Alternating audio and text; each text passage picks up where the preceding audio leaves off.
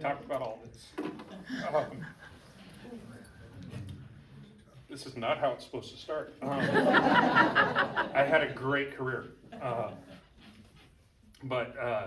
Yeah, Ann had asked me a while back just to kind of share about being in law enforcement, being a Christian, and I will say that it was truly a calling. I'll get into it in a few cases where I was absolutely the officer that was supposed to respond to that call and be a part of that call. But I'll start with way back when growing up. I grew up in Montana for the most part. I tell people I was born into married student housing. My parents were at Montana State, and my dad was playing football for them when I was born. And he became a teacher and then a football and track coach, and kind of did a little bit of everything, and eventually got into doing home improvement sales. And so we moved a lot, just out of circumstances. I think, what do we count, 22 houses by the time I was 21 that I'd lived in, or somewhere around there. So I got really good at packing U-Hauls with my dad. But it was always a great adventure. We always enjoyed wherever we were moving to. There was always something to look forward to. For me, moving from Montana to Oregon meant that I got to play baseball a lot more during the year. Moving from there to California in the middle of my junior year didn't seem like a great thing at the time, but ultimately was a wonderful blessing. And when I graduated from high school, I had decided that I wanted to go to college, but I didn't want to go to Fresno State because that was too close to Visalia. And I really only qualified to get into the state schools. I was a good student. I didn't apply myself, so UC was not an option for me. And so I ended up at Cal State Northridge. Ultimately met Cindy. And that was a blessing too. Through these some tough times, but good. When I went to college, I planned on being a baseball play-by-play announcer. I was going to be Vin Scully or, any of the Kruk and Kuiper, any of those guys. I loved baseball.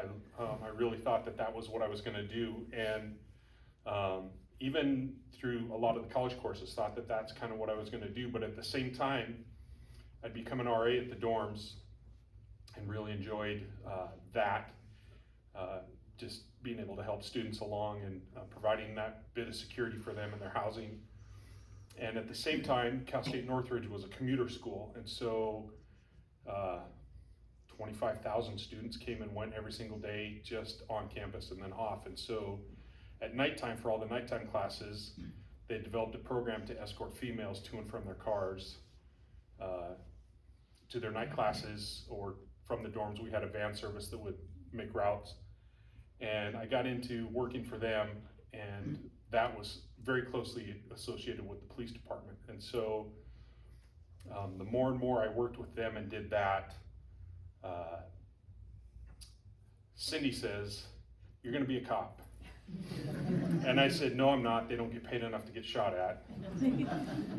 And 6 months later, they announced that they had 2 openings on the department and they were gonna hire 2 officers. The chief at the time was notorious for waiting until the very last second to hire. And so he would always pick CSOs because he at least knew them, and even though he couldn't do a full background check on them, he had a pretty good idea who they were. And so 3 of us applied for 2 positions and thought, okay, this is it. One of us isn't gonna get it, but 2 of us will. And we went through the process like every other candidate, and we all knew the day that the academy was gonna start, and that day came and went. And then the next week came and went. And then the next week came and went. And we all got the same form letter that everybody else had gotten, saying, sorry, we're not gonna fill the positions. And I was not happy with the chief that couldn't make 3 phone calls to people that had worked very hard for you for several years. Cindy and I had been married, or just gotten married as that was happening, and kind of decided that LA was not where we wanted to live. For those of you that don't know, Mark and Cheryl Ashoff were her high school leaders. when she was in high school, and we'd come up to Davis to see them. They were living in Davis at the time, and really thought that this area was nice. We knew we couldn't afford Davis, and picked Sacramento. And with the full intent of I would find a job in law enforcement.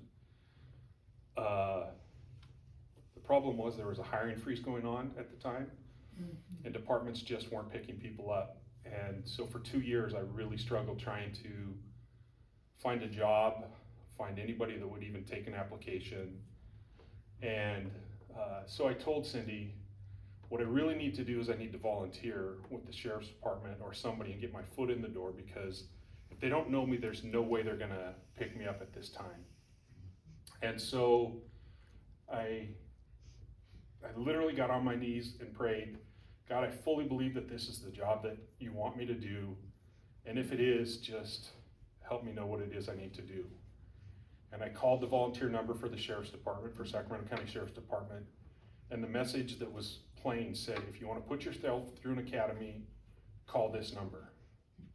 And so I called the number, and the person that answered it said, we're taking applications through Friday for our next academy, but you have to put yourself through the academy, and explain the process to me. So I said, all right, I'll be there as soon as I get off work. And I went and got my application Monday afternoon. I turned it in Tuesday afternoon. Very shortly after that, I got notice of when the written test was gonna be, and then the physical agility test.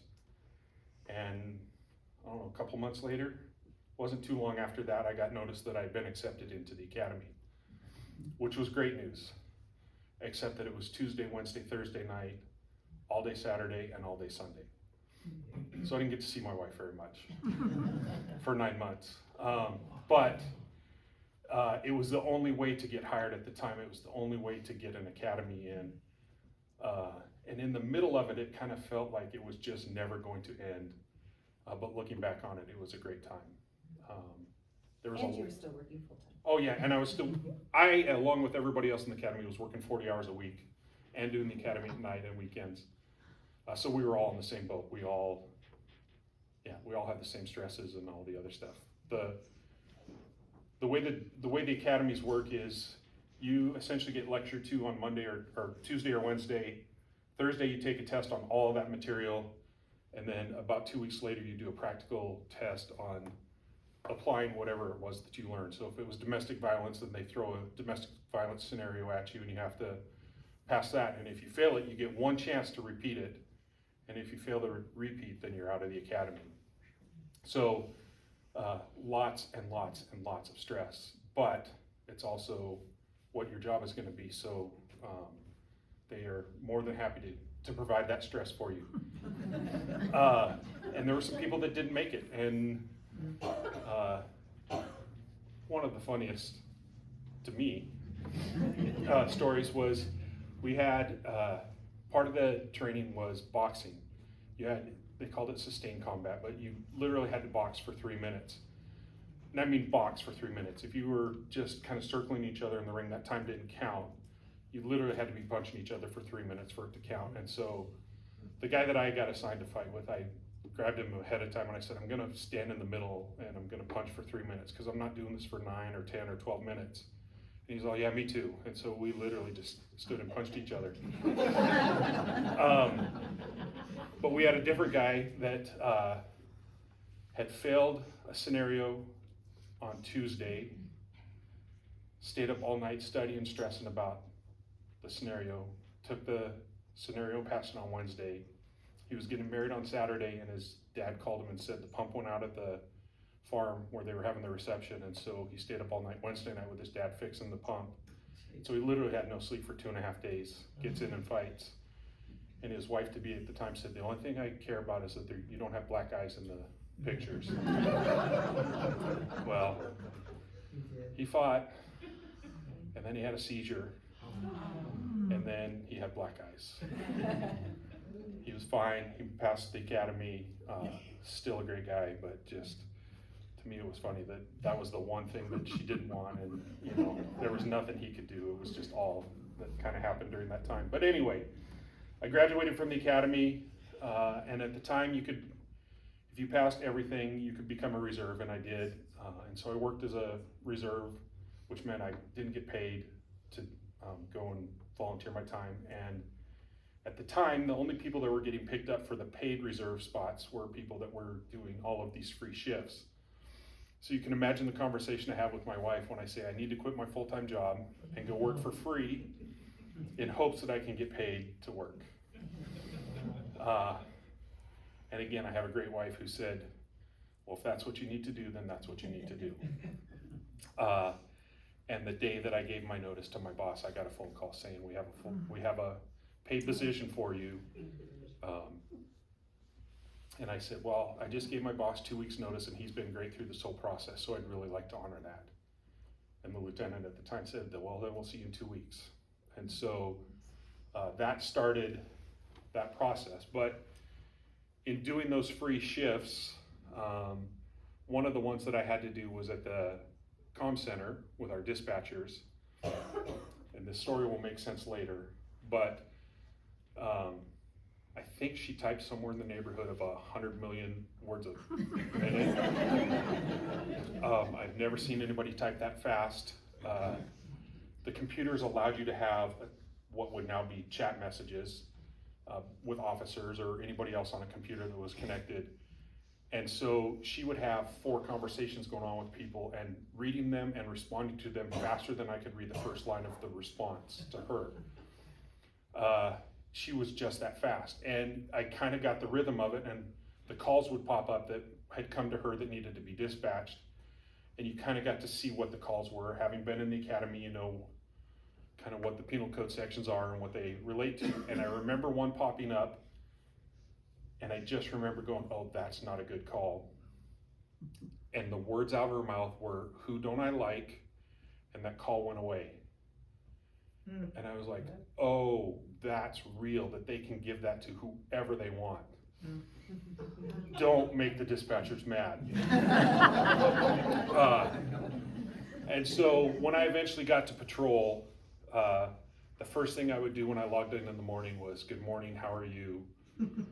Hope you have a good day, something to that effect. Something very professional, but just, we want to be friends. And it worked. We had a guy that didn't do that, and for an entire year, every day that he logged on, he got a report call. And I just thought, just one day, just be nice to him, just see what happens. Just one day, be nice. And he couldn't do it to himself. So it was, yeah, that became very real, that as much as I thought I was in control of my patrol car, I really had no control. I mean, I could turn right if I wanted to, but I was going wherever that dispatcher wanted me to. So I always tried to be nice to the dispatchers.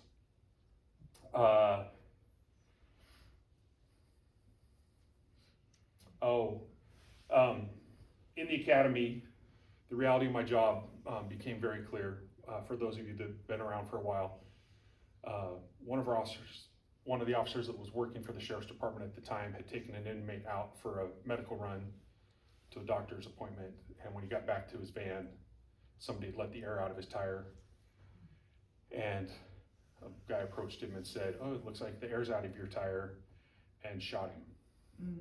He was there to provide the escape for the guy that was on the medical run. And that happened in our academy, so it became very, very real what the risks of my job was about to be. When we got into the academy that day, there was just a different sense of this is a different day than any that we had experienced in the academy so far. And when we realized what had happened, we quickly understood why all of the deputies that were in charge and the instructors, why their mood had changed. And that happened for an entire week while they searched for those 2 guys, and quickly, within a week, had found both of them, and they were arrested in jail. But the great news was that the officer survived. He lost sight in one of his eyes as the bullet entered.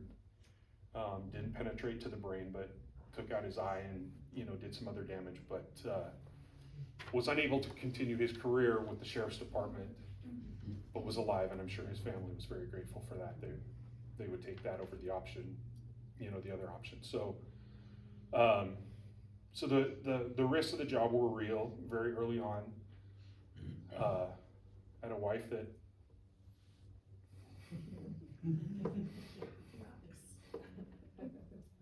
said goodbye to me every morning, not sure if I was coming back.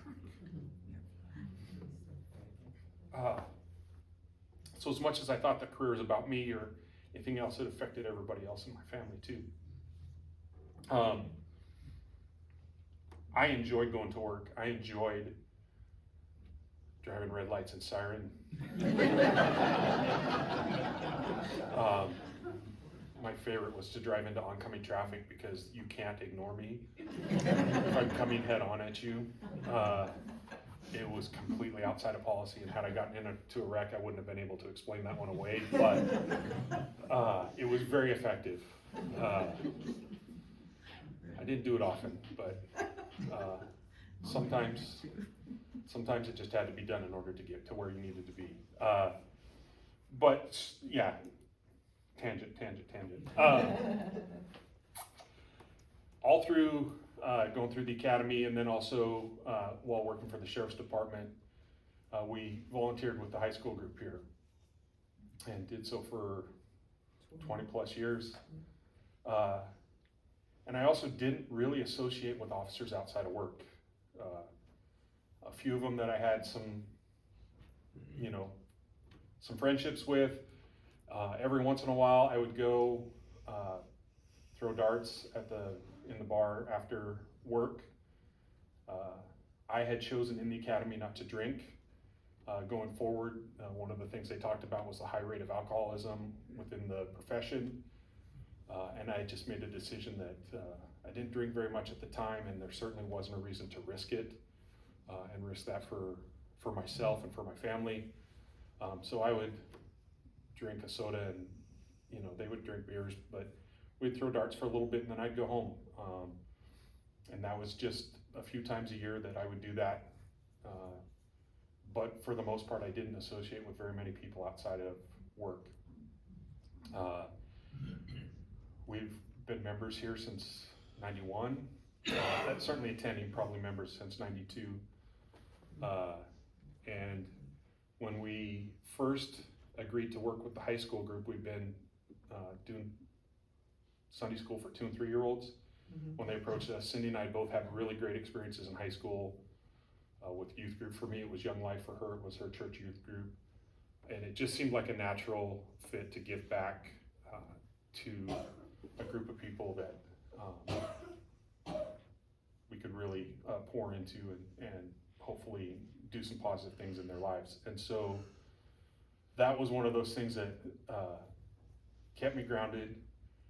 My wife also kept me grounded when we'd be driving down the street and I would say something about somebody on the side of the street. She'd say something to the effect of, "Not everybody's a suspect." And I would say, "Probably not, but he is."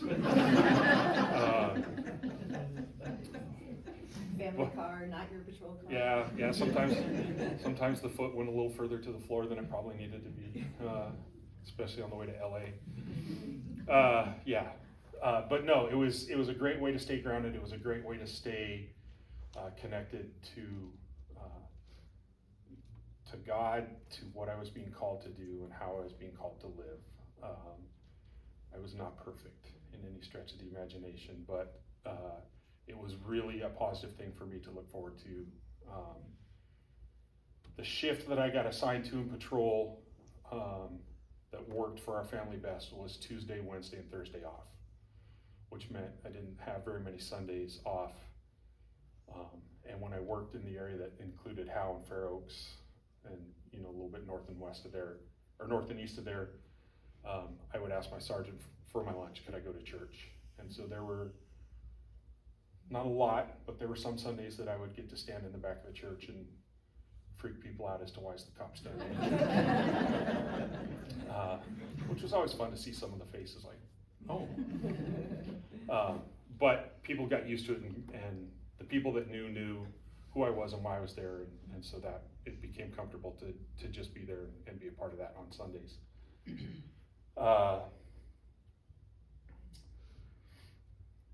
One of those relationships, the other job that I did while working is I worked safe schools. So the sheriff's department allowed different groups to hire officers to work in an off-duty capacity. So you were in a patrol car, you were in uniform, but that private entity was paying for you. So San Juan Unified hired 5 or 6 officers a day to work. So it was my day, my normal day off. So my team on Tuesdays was always the same team.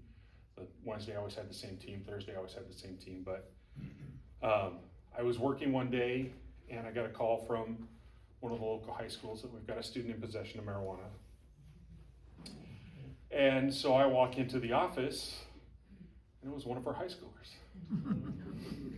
And so I got to do all of the normal stuff, see what they had, listen to the principal talk about how they came across it, what had happened, write the citation, have our student sign the citation, hand her her copy, and then say, "We still love you."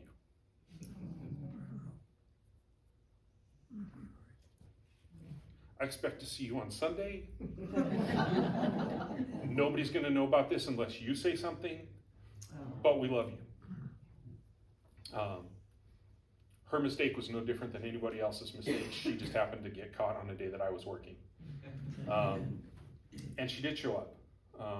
And you hugged her. Yeah. Yeah, I did get to hug her. So, so that was one of those days that I was absolutely supposed to be the officer that was working that day. I was absolutely the one that was supposed to sign that, to get that call and to give that citation, but also show that grace. Because grace is either real or it's not, and we either believe this or we don't. And so it got to be real for her that day.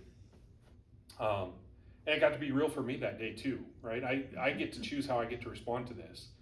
And, I can look down my nose at her and, act like it's the worst thing that ever happened, and, and that makes an impression too. And so, I felt like it was definitely what I was supposed to do.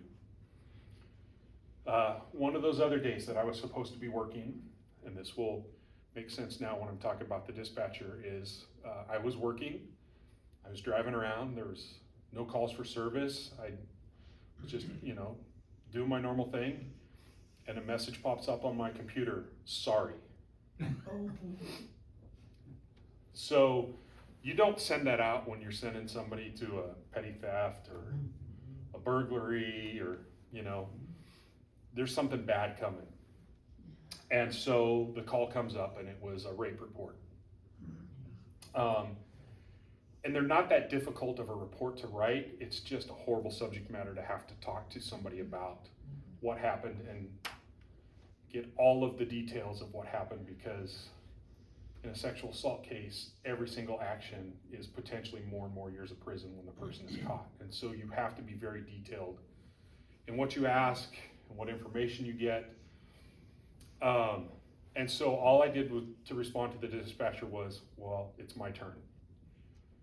Because I can't be mad about, you can't always give these calls to somebody else. That, it's my turn. And so when I showed up at the house, there was a drum set. I can remember it clear as day, in the middle of the living room, which you don't see in a lot of houses. And so I just made the comment to the dad, "That's a pretty cool drum set." And he goes, "Yeah, I play for a band. We're a Christian band." And I said, "Oh, well, I'm a Christian, I go to church." And then he introduces me to his daughter, who's 21 years old, but developmentally delayed. And she'd been taken advantage of by one of the rideshare programs, one of the drivers that took her to and from, got consent, and then proceeded to have his way. And the family had found out about it. And so I got to walk that road with them. I got to spend probably almost 2 hours with the family, going over everything in a very delicate way, that the daughter could tell me to the best of her ability what had happened. The parents could tell me to the best of their ability what they understood to have happened, what had been told to them. And just one of those days that, again, it was clearly the day that I was supposed to be working. That was clearly the call that I was supposed to take. And it was clearly a day that I got to support them and be that person that could have that compassion for them in a way different than just, I'm sorry this happened to your daughter. And so there were several of those days where it was just clear that that was the call that I was supposed to be on, and what I was supposed to be doing. Very shortly after that, I had the worst day of my career. I got a call of a 13-year-old that was bleeding and unresponsive, and it was his 7-year-old brother that was calling 911.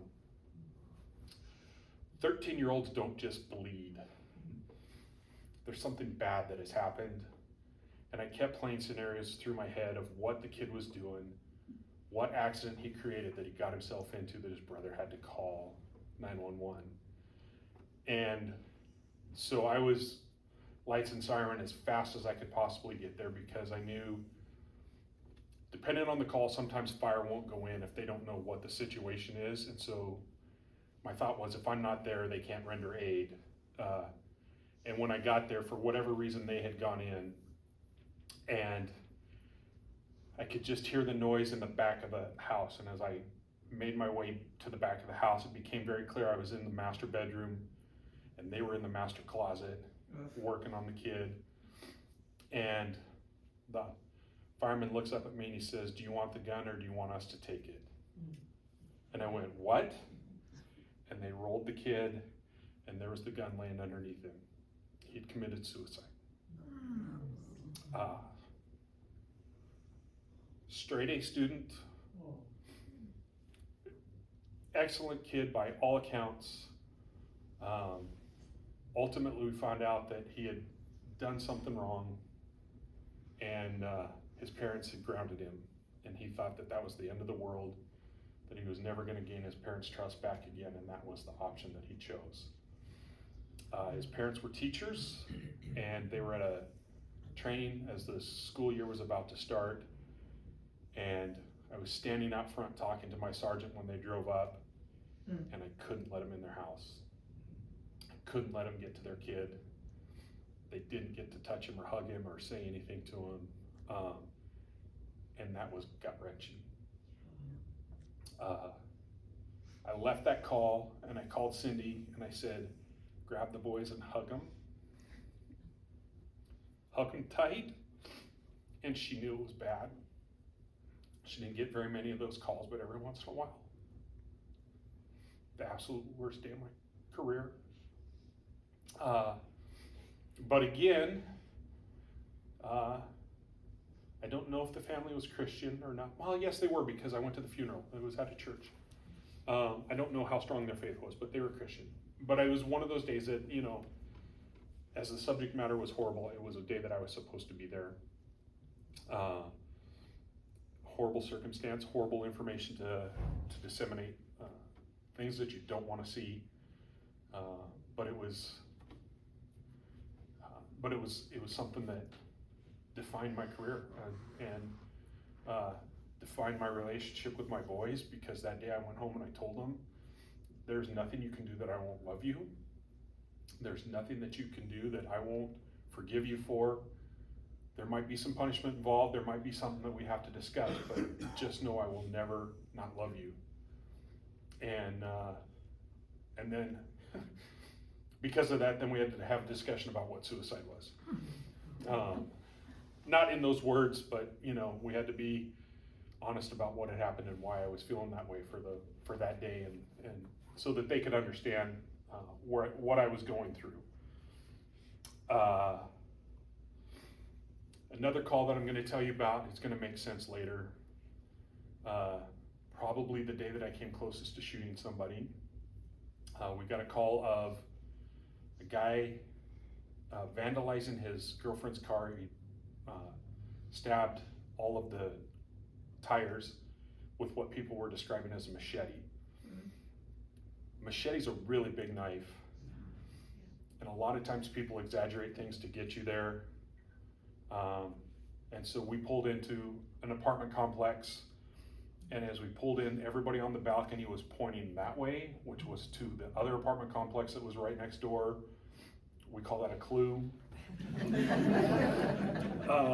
And so the three officers, myself and two other officers that were there, started towards that apartment complex. Give me a Kleenex or something. Yes.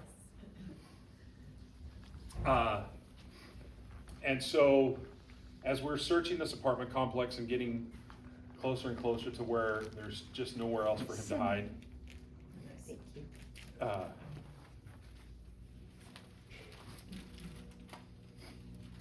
sorry about that. We got to the back of a building, and it was clearly a maintenance area for the apartment complex. And as we turned the corner, this gentleman does this with two knives. Come on! And they weren't machetes, but they were Bowie knives, and the blades were long. And so we were in the put him down, and he's, come on, shoot me, let's go, and come on, put the knives down, and he retreated over a fence into a pool area. And so the two of us were still pointing our guns at him, trying to get him to put his knives down. Another one circles around the apartment to get to the other side of the pool to make sure he doesn't have a way to get out. And this goes on for a couple of minutes until he finally throws his knives down. Deep breath, all right. Now how do we get to him to take him into custody? And about the time we got over the fence, he goes, let's go, and he's got two more knives. And so another several minutes of lots of, you put him down, no, you kill me, no, you put him down, no, you kill me, and ultimately he threw the knives in the pool, at which point I knew, okay, he can't get to those knives anymore, let's tackle him before he can find any more. We got him to the ground and we got him into custody, and all three of us said, I was squeezing on the trigger. Had he taken one step towards me, I probably would have shot him. And so it was one of those days where you're like, okay, we survived, everything went well, he's in custody, we're okay. We were ultimately honored by the Ben Ali Shriners for bravery and as their officers of the year, and absolutely nothing from the sheriff's department. And so I don't know if that was one of those years that we just didn't give out awards, or if the sergeants just didn't do the paperwork, or whatever it was. But that's typically one of those calls that you would receive some sort of an award for, but we didn't that year for whatever reason.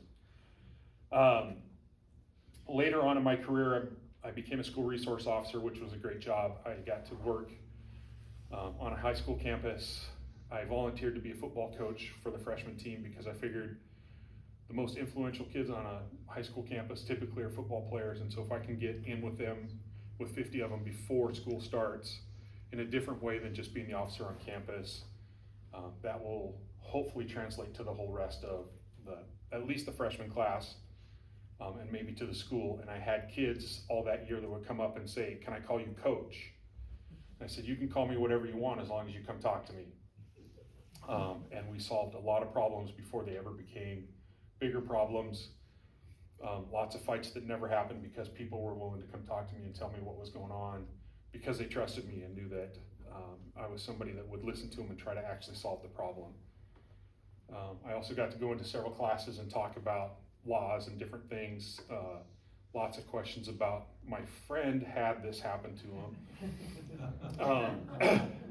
But it was great because it was an hour long of a teacher that didn't like law enforcement but allowed us to come in and talk, and was very supportive in that, in those days of us being there to explain why things happen and to explain laws and constitutions and things like that made it real for his students, and so he was appreciative of that. A little bit later, I applied for a job and was lucky enough to be selected as one of our hostage negotiators. Our team was called CINT, Critical Incident Negotiations Team. At the time, there was one spot open, and the lieutenant for the team wanted one person because he spoke 3 different languages And the sergeant who I'd worked for a lot, somebody I considered a friend, really fought for me and said, we've got plenty of tech people and we can call a language line if we need to. We need somebody that can talk to kids, and Greg is the only person I know that can talk to kids. Mm-hmm. And so that won out, and the lieutenant gave me the benefit of the doubt. And that led to 10 years of me being on that team. And absolutely the best part of my job. Cindy didn't understand at 2 in the morning when my phone would go off and I would jump up and run around like a 13-year-old schoolgirl trying to get dressed and out the door as fast as I could to get to the call. But I absolutely loved being on call. I absolutely loved going to those calls because, as we put it, we were invited to the worst case of the worst day and trying to make a difference in somebody's life. And to use our skills so that no officers had to get hurt in whatever the situation was. It was most likely a barricaded subject that just didn't want to go back to prison, or that was paranoid for whatever reason about what was going on outside of their house or their apartment, whatever's going on. But for whatever reason, they weren't coming out, and it was dangerous enough that regular officers weren't just going to deal with it. It was going to involve the SWAT team and us. And being on that team led to the best day of my career. For those of you that remember when Arden Way was shut down for 3.5 days, that was my call, or one of my calls. I remember getting the page that we had to go, and my sergeant calling me and said, "This is our good guys." For those of you that do remember Good Guys, when the guys took over Good Guys and held all those hostages, and our SWAT team had to go in, and ultimately, unfortunately, some citizens died. One of the suspects survived and is still in prison, but our negotiators that were on that team did an amazing job. I've been able to listen to the recordings of that, and the language barrier that they had to overcome. The suspects were from Southeast Asia, and so there was a language barrier, and they were trying to get back to Southeast Asia, although it was never really clear why, because it just wasn't what they were asking for just wasn't physically possible. There was no helicopter to fly them to Southeast Asia. I mean, that helicopter doesn't exist, but in their mind that's what they were going to do. And so those officers really had to overcome a lot. And our SWAT team was absolutely heroic in what they did and going in. And when you look back at it, probably a couple of them should have at least been shot or probably killed. Just like one was, there was a suspect down an aisle. If you think of Good Guys, right? It's all the electronics and different things. He turned to go down after the suspect. Well, they'd taken wire and cut off those aisleways to prevent people from being able to get to him. Well, in that case, he didn't know it was there, and as he turned and went, he tripped and was falling down as the shotgun blast went over his head. So had that not been there, he would have taken the full force of that, whether it was in the chest or the face, but it certainly would have been injured severely. So he was there were many other heroic actions that those guys took that day. But for us, Arden Way, when the sergeant said that, I was like, well, that's weird. We don't ever start these calls with somebody saying that we're going to be here for a while, but he knew. And what we ultimately found out once we got there was that a man was in the apartment with an 18-month-old baby that was his nephew. He had robbed several banks in the Bay Area in order to fund his vendetta against the people that had harmed his family. We weren't sure if he knew that we knew, but we knew that he had killed his mom's pimp in San Francisco. And so we didn't know if he knew that we knew he was wanted for murder, but we definitely knew that he was wanted for robberies because some officers in the Bay Area tried to take him into custody. He got into a shootout with them and fled, and ultimately that's how they tracked him to Sacramento.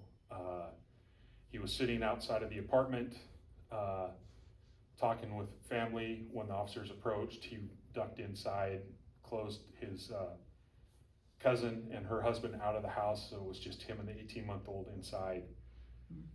And so that's what started the call and started our negotiations. We spent 20 hours on scene that first night, which was way too long for both us and the SWAT team, but the SWAT team had exchanged gunfire with him 20 or 30 times. Several of the times I was sitting in our armored car right outside of his apartment, and I'm in the safest place ever for handgun fire because it was ping, ping, ping. Wow, that's kind of cool, you know, as shots are ringing out from above and he's shooting at us. And ultimately I got an award for that. I got an award for bravery for sitting inside an armored car. The guy's coming at me with a knife and I don't get anything for that, but that's the one I get the award for. So we left after 20 hours and we hadn't heard a noise from the baby in almost 10 of those hours. And with the amount of gunfire that had been exchanged, we left thinking that the baby had died. Needless to say, I was gone for 8 hours, but I didn't sleep for very much of that time. We were ordered to be back at 4 in the afternoon. I think at 1 o'clock I decided I'm doing no good pacing in my house. I might as well go there and see if I can do something. Stopped at Togo's to get a sandwich and started in towards the call, and one of my teammates called and said, I don't know if you've heard, if you've been on the radio, but the baby's alive. And I said, what? He said, yeah, he was sitting up in the window and SAC PD was trying to get clearance to get up and to yank the kid out of the window, and by the time the powers that be said yes, the bad guy had realized that he was in the window and pulled him back down into the apartment, but at least we knew he was alive. So that went for another full night that we were there. Left in the morning, SAC PD took over. They continued trying to negotiate. And then we came back for the third time. And when we got to the command post, normally what happens is everybody gets together and everybody talks about assignments and what you're gonna do. And the SWAT team was over there with the captain and a couple other people. And we were over here and couldn't really figure out what was going on at first. And then my sergeant came over and said, we've been told we can negotiate if we want, but it's no longer a negotiations event. All right. And so we got put in places to essentially listen and try to help the SWAT team as they prepared to do whatever they needed to do to get into that apartment that day. And ultimately they blew some holes with explosives into one of the sides of the apartment where they knew that they could have a look down a hallway where they really knew that he was at. And they were able to neutralize him, and baby Michael was fine.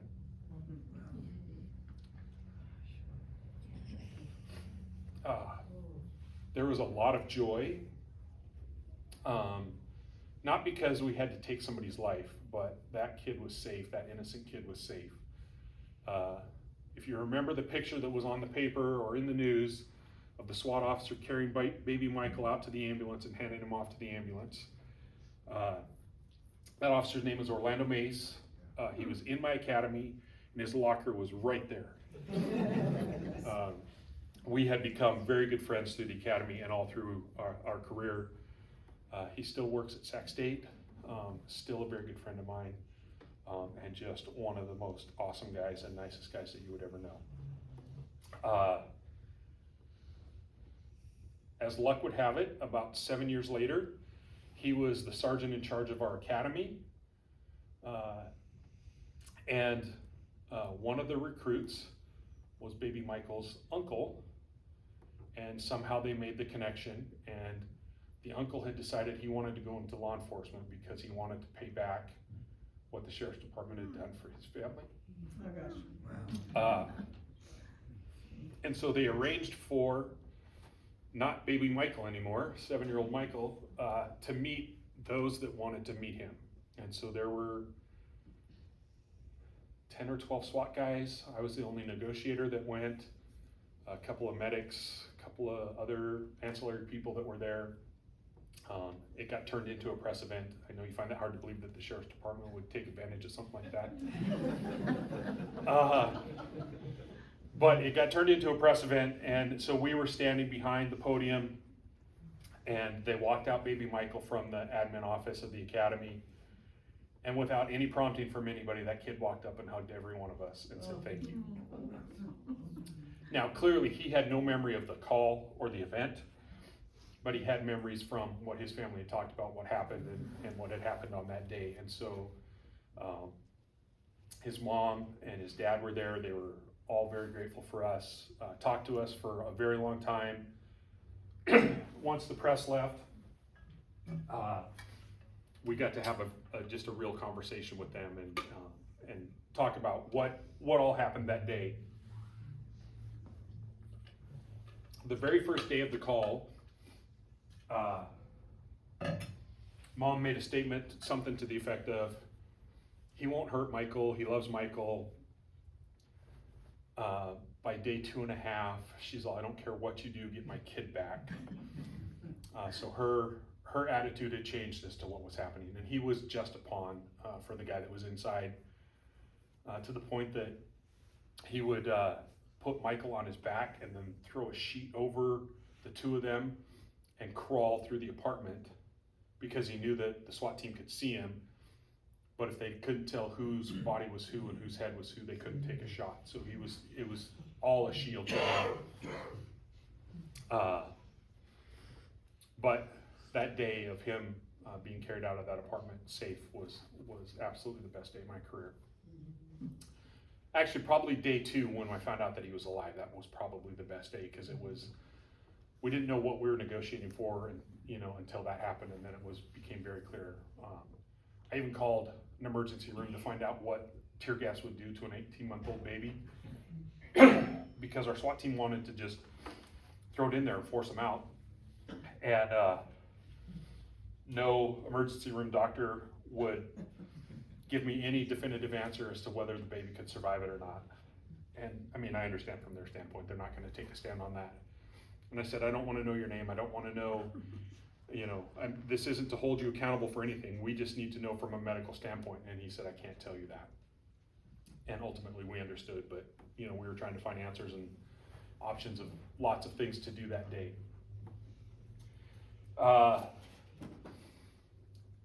But my career took a toll on me. I was not the same person towards the end of my career as when I started. Another bad day was when an officer got shot and killed towards the end of my career. We lost 9 while I was working in the line of duty. Several more to accidents and other things that weren't considered line of duty deaths, but the one in particular, the task force had found some guys that were stealing cars and went to go arrest them, and people shot through the motel door at them, which turned into obviously the entire world coming unglued and coming to that motel. And as the suspect jumped off of the balcony, got into a car and started driving away, took a shot towards an officer that was standing in the parking lot, and the round hit the post of the car. He was standing kind of behind the car. It hit the, where the windshield hole is held to the door, or to the car, and ricocheted and went under his vest in his armpit, and right through his heart, killed him instantly. Somebody that I'd worked with a lot, somebody I knew very well. And so that was another hard day of this job is real. We were negotiating with an empty motel room. They thought suspects were still in there, and so we were doing all kinds of announcements and phone calls, and when you're negotiating with an empty motel room, people don't talk back. And so it becomes very labor intensive until the powers that be decide that we just need to take the next action, and officers have to go in there and risk their lives, and ultimately, there was no lives to risk because there was nobody in there. But As Cindy will tell you, I was not a very fun person to be around towards the end of my career. She has told many people that when I would come home from work, her and the boys would sense what mood I was in and try to determine how best to interact with me so as not to make me more mad. And looking back on it, that was not fair to them, and it was not okay, but it had taken its toll.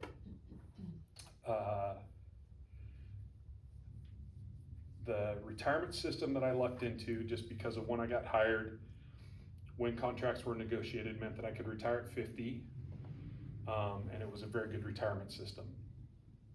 I had several people that were around me that were retiring and going through all the calculations, and I went on the retirement calculator and figured out what my compensation would be when I retired, and kind of had got it narrowed down to very close to what the actual amount might be when I retired, and went to Cindy and said, can we live with this as my retirement salary because I'm done?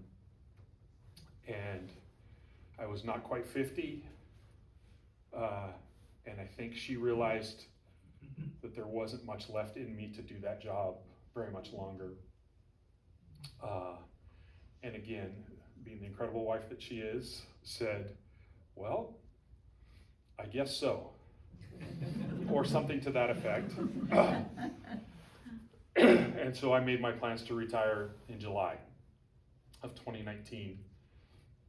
And a week before I was to retire, I got a call from that same sergeant that picked me to be on the negotiations team, who had retired the year before, and said, rumors are you might be retiring. And I said, well, funny you should ask. I just submitted my paperwork. And he said, well, we're changing how we're doing safe schools at San Juan, and we're going to more civilians than we are officers, and I think you'd be perfect for the job. Are you interested? Yeah. My wife is not done working, and we could probably use a little extra money. And so again, a great blessing. I was retired for all of a month before I started my new job, working for San Juan, and worked there for 3 more years. I continued to volunteer with our negotiations team because at the time the team was very young and just needed a little help and a little experience. And so I continued to go to call outs with them. And the sergeant at the time would put me in positions where I was not negotiating, but I was the second in charge. And so kind of directing the negotiations. And one day I just said, you can't keep doing this.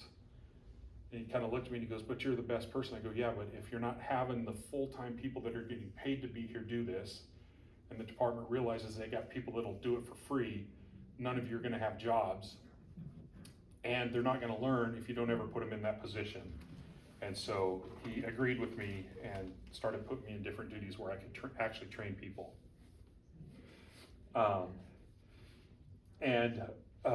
Ended up making a very good friend out of that. Somebody that I knew in the department but hadn't really worked around, was a very strong Christian. He and I connected very quickly. And unfortunately, he was involved in a pretty traumatic event a few years later.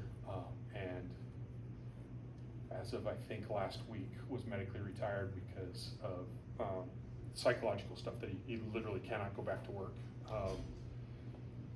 But again, a great officer and a great guy, somebody that absolutely loves the Lord. And so I was very lucky to be able to spend those years training with him, getting him up to speed to where he became a really good negotiator. And somebody that I can call a friend to this day and that we can spend time together and be around. So that's how my career ended. And how much I absolutely loved what I did, but at the end, it had taken its toll, and it was, I'll say it was worth it. I joke every month, I get a thank you letter from the county in the form of a pay stub that, they paid me because I'm not at work. So I say they're telling me thank you, but I really am very grateful for the career that I had, for the call that God had for me in keeping me safe and putting me in positions where I could be there for many other people in this community and to serve them well. So very grateful. Questions? It sounds like some of the things that you did have to do with some of the ways that you're trying to change policing now. Yes. I joke with people, but in a way it's true. I would not be an asset to the Sheriff's Department right now. The culture that I grew up in, the culture that I was trained in was totally different. De-escalation was not a word that we used. I would say the word that we used is "we told you so," and that's why. It was purely based on authority. I have the badge, and I'm telling you what we're going to do. People didn't call 911 to say, "We're having a great birthday party. Could you send 2 officers over to enjoy it with us?" Right? They always called us on their worst day, and whatever was going on, and we were there to take control of the situation, get it as peaceful as we possibly could, and leave hopefully with people in a better place. We did de-escalate, and that was part of what we did, but that wasn't our training. That wasn't what we didn't call it that at the time. They have certainly shifted how they do things and how they train their officers, and there's a lot more support for mental health issues as that relates to our community. Clearly that's a big time issue, and the way you respond to that, we've learned, has to be completely different than what we used to do. There were lots of wrestling matches with people that were in psychosis events that looking back on it, and had we had this training, we wouldn't have had to be in those wrestling matches with, risking injury to us, risking injury to them. And so it is different, and it's much better.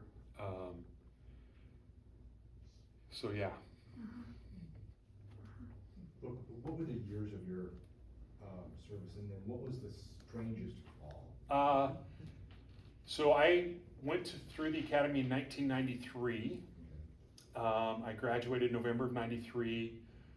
I worked as a reserve on-call, which was the paid position, until April of 95 when I was hired full-time. And then I retired in July of 2019. Technically, I was with the Sheriff's Department for 26 years, but when you look at my retirement, as it's calculated, civil service calculations, it was 24 point whatever years. But again, I was done, and the calculation was what the calculation was going to be, and that was fine. Strangest, well, the one that comes to mind is I'd been dispatched to a burglary alarm at a house. Went to the house, checked all the doors that I could get to. It was a big 8-foot fence, so it wasn't one that I could easily scale to get into the backyard to see if any of the back doors were open. Everything seemed to be secure, couldn't really see anything. There didn't appear to be anybody or anything going on in the house, and so I cleared it out and said, it's a false alarm. 45 minutes later, we get a call back that the alarm is going off again, but this time they can hear voices in the house. And so my sergeant responded with me, and when we looked through the window, the kitchen window over the sink, all we could see was, I'm going to say a person because that's what we thought it was at the time, like this in a chair. And so we thought, well, somebody's drunk, passed out on the dining room table, or dining room chair. And so I'm pounding on the front door, and he goes, "Oh, he's moving, keep pounding, wake him up. And so I'm pounding and pounding. No response, he's just still laying there. And so the sergeant goes, "We gotta kick the door, we gotta go in." And I kick the door open, shatter the door frame, and I take 2 steps down the hall and just drop my head. It was a life-size Woody doll from Toy Story.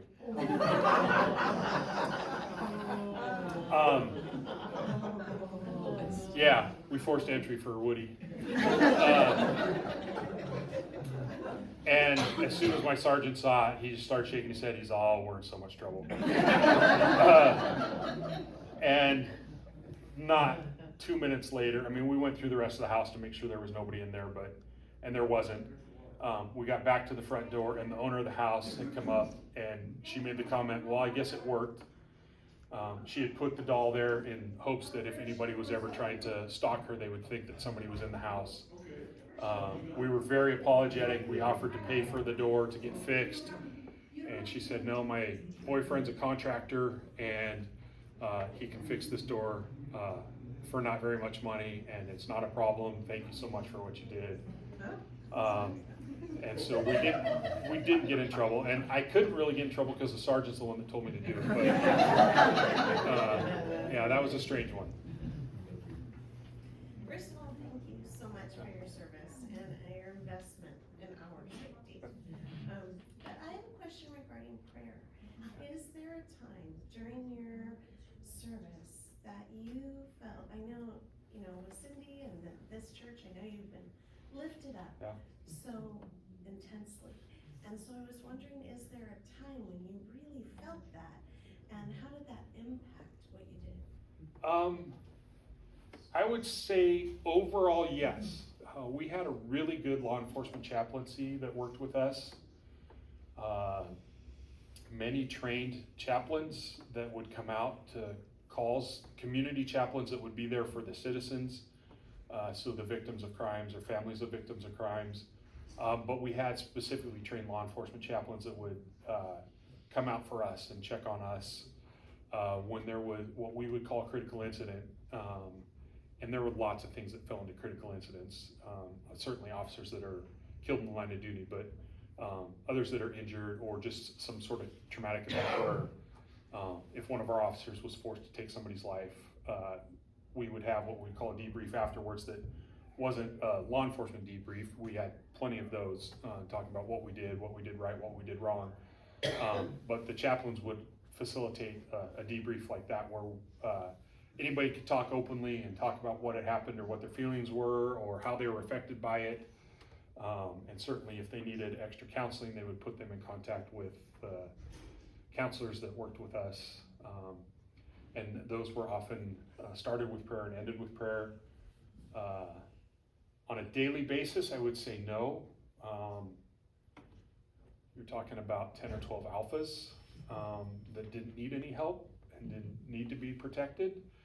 And we just went and did our job. And so later through my career or after I had ended my career, there were lots of people that I go, they were a Christian? That would have been great to know 20 years ago. I think those relationships could have been different. I think we could have worked well for each other in that way, being able to pray for each other and be there as a support for each other. But it just wasn't talked about, and it just wasn't, it was seen as a weakness. Not necessarily being a Christian, but needing that other side. And so, again, that's that culture that I was trained in. That has changed. That is not the emphasis of the department. The department is really big on making sure, taking care of their officers from a mental health standpoint and helping them with counseling. Many more officers are very open about what their faith is and how that relates to their job. When I was on the negotiations team, there were 4 of us that were absolutely Christians, and we all knew it, and we all would pray together and do things on those calls. The sergeant that had picked me was not, but at one of our Christmas parties, came up to me about 5 minutes before we were going to have dinner and said, will you pray for dinner? I might have been able to be blown over with a slight puff of wind.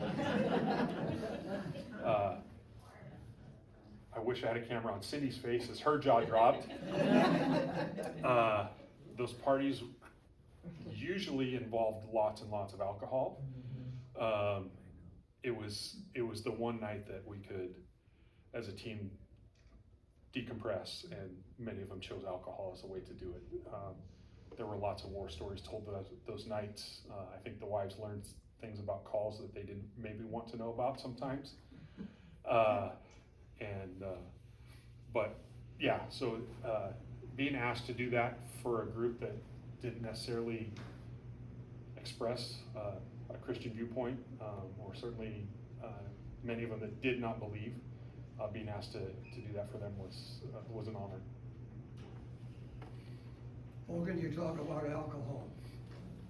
I had a duck club in Calusa, and we had probably 8 or 9 officers. Woodland, Sacramento, we invite up, they would come up the weekend. So all the pressures they go through that, and they drank pretty heavy. Yeah, Not too much Christianity. I wasn't the one that really drank that much. yeah, But they would come out for the weekend and try to get, some piece of the job that they had to do. So I seen a lot of drinking, and that must have been tough on them. yeah, and it was not good. We had many officers that got DUIs. When I first started, probably the first 3 years of my career, the joke was if you wanted to get promoted, you had to get a DUI. It was astounding how many officers, sergeants promoting to lieutenants, lieutenants promoting to captains, that would get a DUI, and within 6 months they would get their promotion. And it just wasn't seen as a negative early on in my career. Obviously it switched as injuries became more and more involved in those, and people were getting hurt and departments were getting sued. We had a sergeant that crashed a department car, an unmarked car, while he was drunk. Cost the department a lot of money. At the time, in the jail, everybody from the county had to come book their prisoners at our jail. So CHP, SAC-PD, Folsom PD, whatever agency operated within Sacramento County had to come to our jail to book their prisoners. And